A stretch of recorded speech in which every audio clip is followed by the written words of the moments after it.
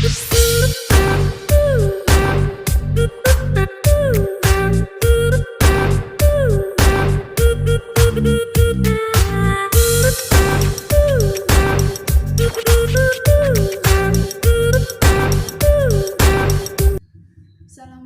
warahmatullahi wabarakatuh.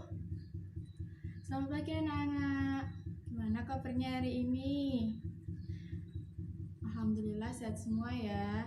Siapa yang hari ini tidak berangkat? Semuanya berangkat ya. Alhamdulillah sehat. Ibu guru akan mengabsen dulu ya.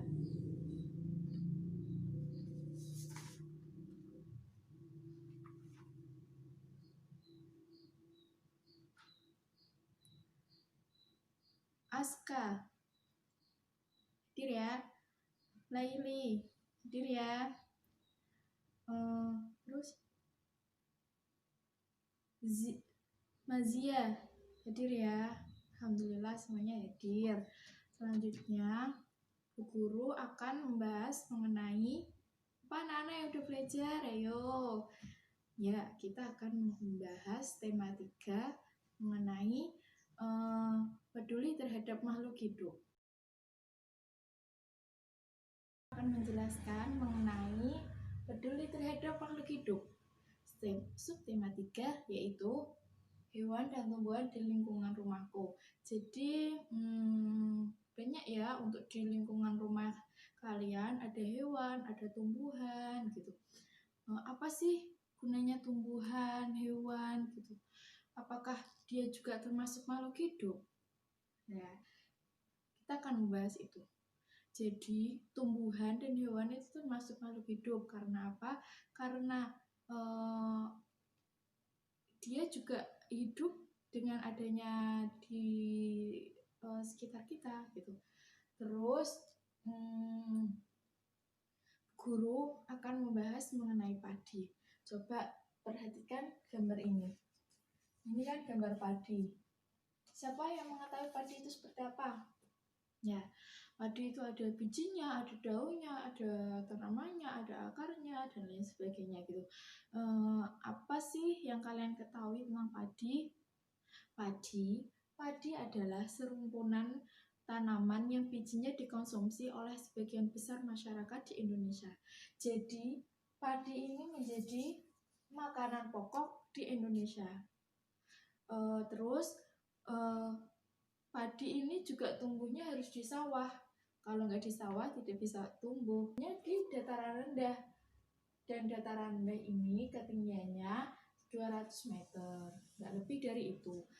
Makanya di sini bisa ditumbuhi oleh kelapa, padi, dan pohon lainnya. Sedangkan kalau dataran tinggi di sini tidak bisa untuk menanam padi. Terus selanjutnya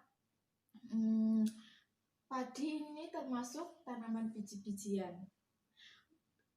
Juga termasuk jenis tanaman rumpun, kaya akan karbohidrat, memiliki biji tunggal yaitu monokotil. Jadi padi ini memiliki tumbuhannya tunggal, monokotil. Kalau dikotil kan tidak masuk di padi seperti itu.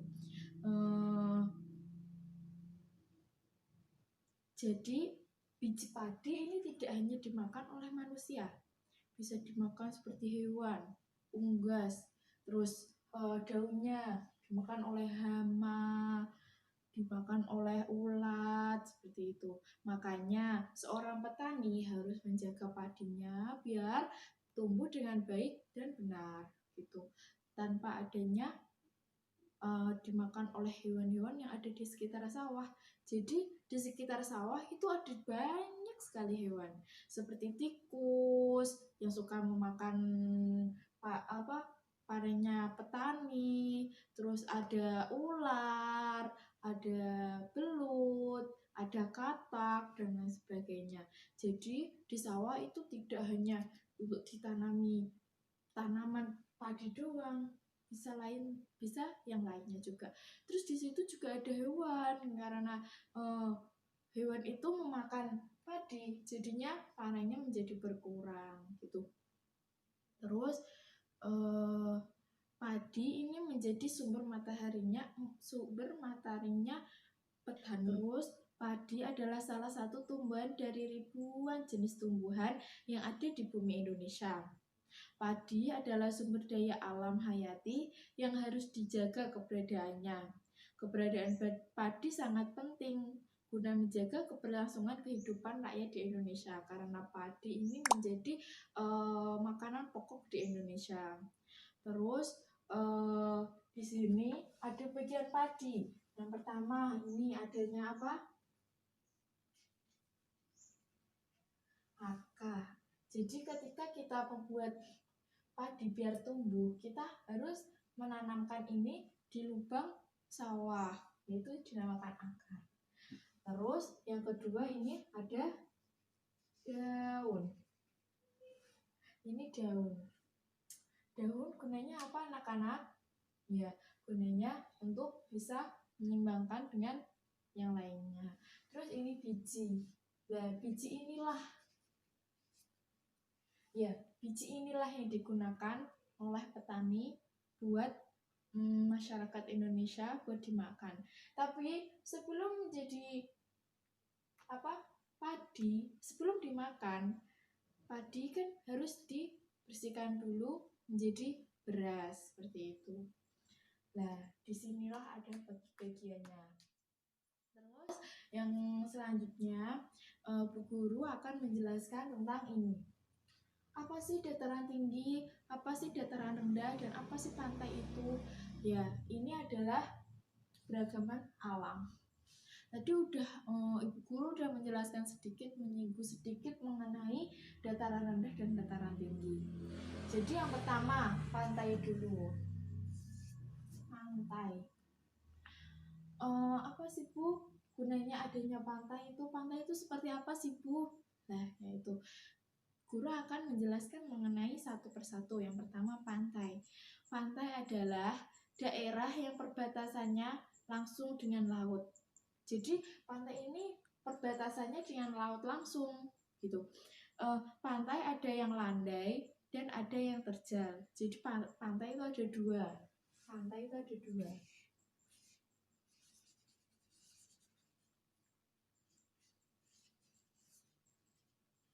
Pantai ada yang landai dan terjal.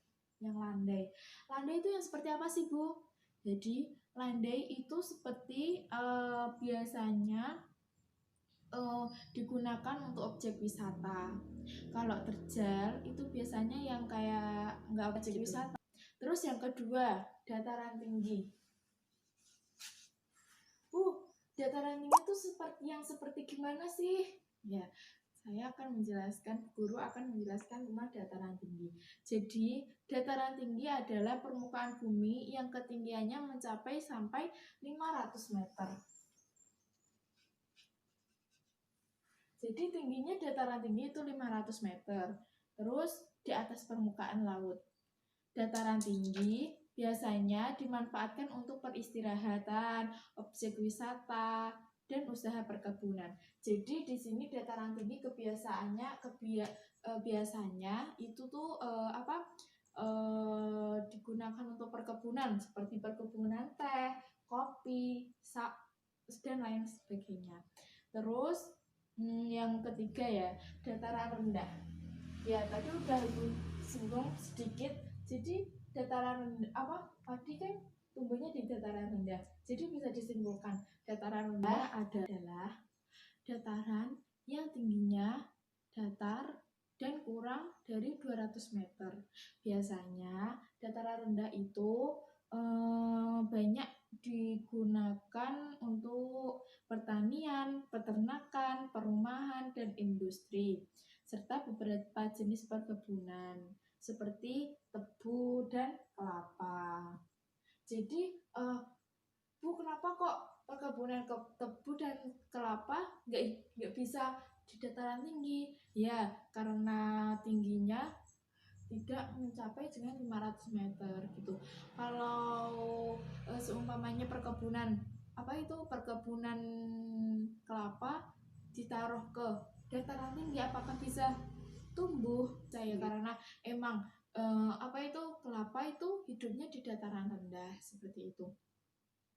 Terus di sini Bu Guru tak tolong sama anak-anak buka bukunya dan cermati ketiga gambar ini dan buatlah pertanyaan sebanyak mungkin. Nanti Ibu akan bahas besok minggu depan, Ibu akan ulas kembali. Nah, terus untuk selanjutnya guru ada sebuah tabel seperti ini. Ya. Ini tabel apa? Padi ya. Padi ini yang udah Ibu Guru jelaskan tadi ya anak-anak. Jadi padi ini ada 3 tahapan dan 3 macam. Maksudnya 3 tahapan dan 3 bagian. Jadi tahapan padi yang pertama kan seorang petani akan menanamnya dengan biji yang kecil. Terus tahapan kedua petani akan tumbuh bijinya dan akan panen pada tahapan ketiga. Jadi seorang petani itu harus pintar-pintar untuk menjaga sawah atau perkebunan untuk menjaga sawahnya tersebut biar tidak dibasmi oleh hama dan juga ulat seperti itu. Jadi di sini ada 3 tahapan. Siapa yang udah tahu? Ayo, guru udah membuat 3 biji ini dan bisa ditempelkan ya anak-anak.